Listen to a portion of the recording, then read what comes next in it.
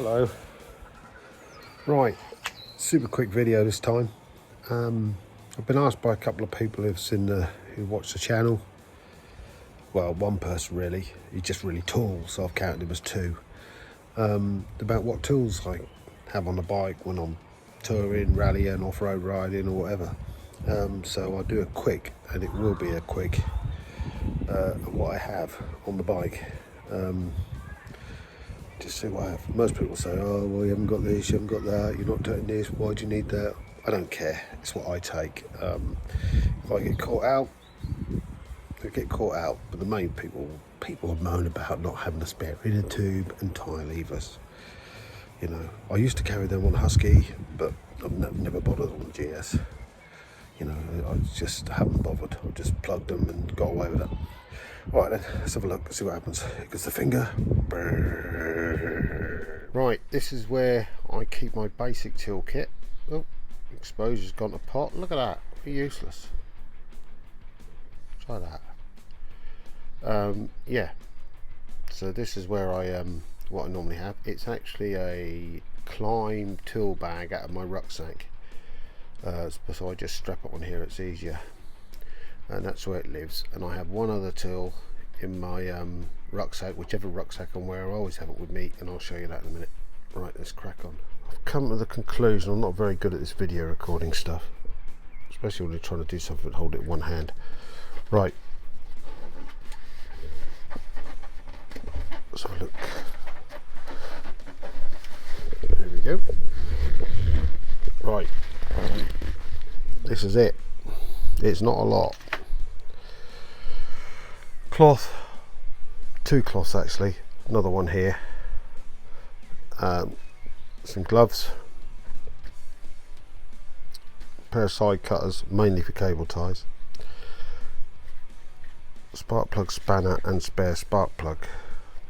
Why would you need that on a modern bike? Well, I don't really know, but what I would say is if you flood these and get them waterlogged, you can whip the plug out and pump the water out, and if you plugged up water fire, you've got one which might get it on fire on one cylinder, then might kick the other cylinder in, etc, etc. So there's an extension to do that because they are buried in the cylinder head. Some cable ties as usual, suspension adjuster tool. This will probably come out soon. The new suspension is amazing and I've nearly got it dialed in, so hopefully I won't need that to play about with anymore. It's getting close.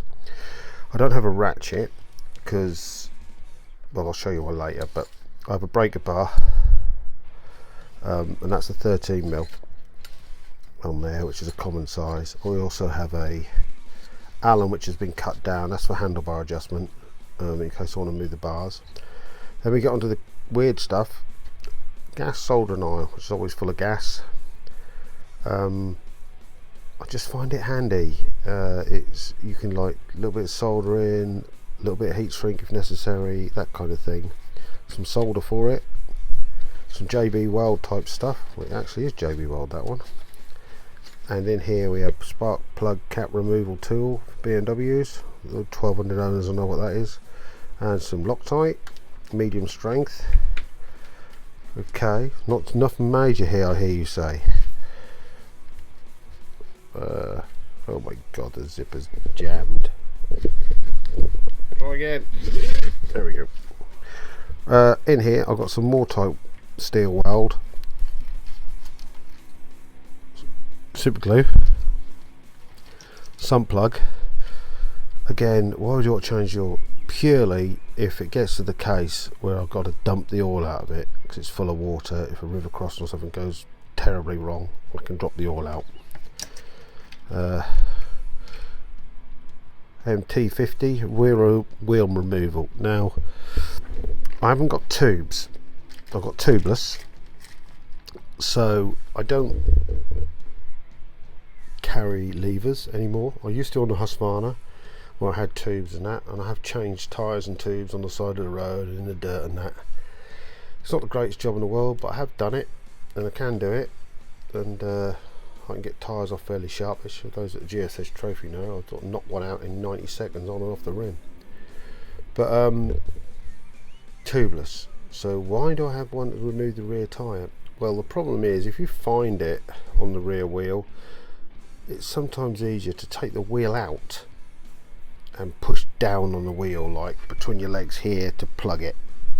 If you have it on the bike and it's soft ground, you're trying to push the bike will fall over, which is probably fell over anyhow enough times.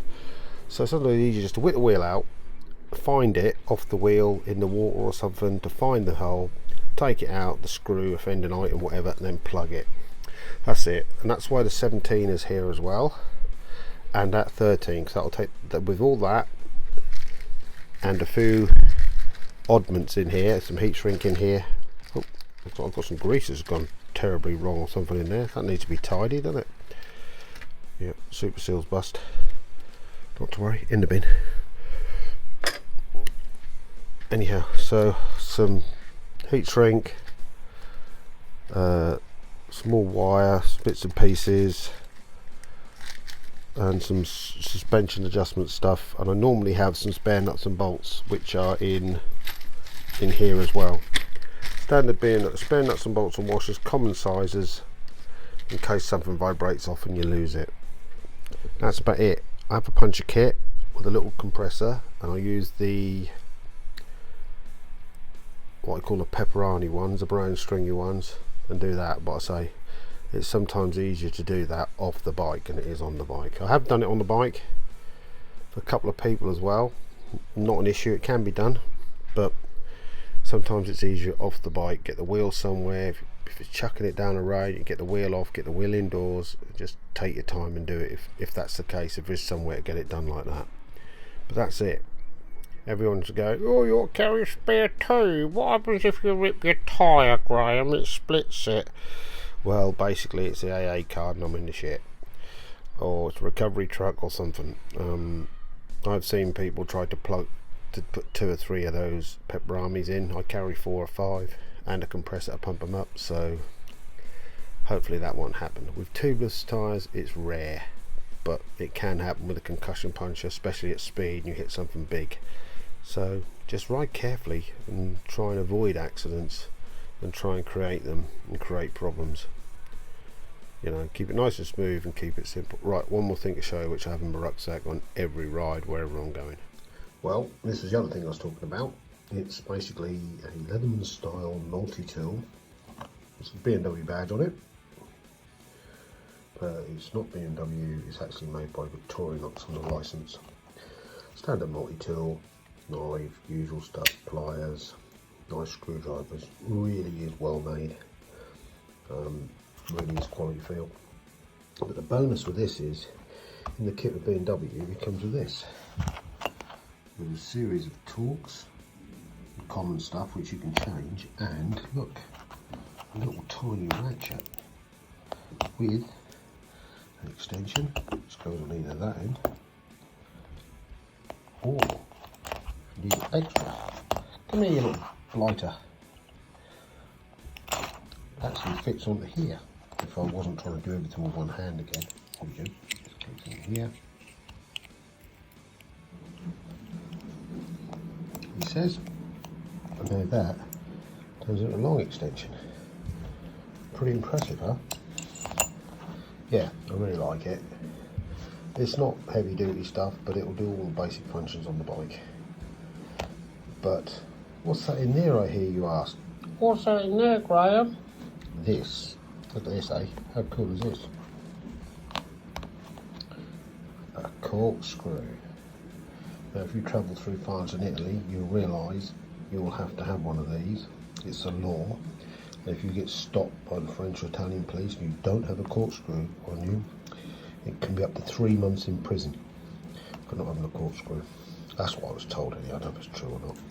So basically, this goes in, slides across, slides into there, and lo and behold, it's like magic, isn't it? It's got a corkscrew. Yeah, so that's the only. I have this with me all the time, not because I'm always in France or Italy, but mainly because it just gets you out of so many muddles. You know, don't use it that often, but when it does.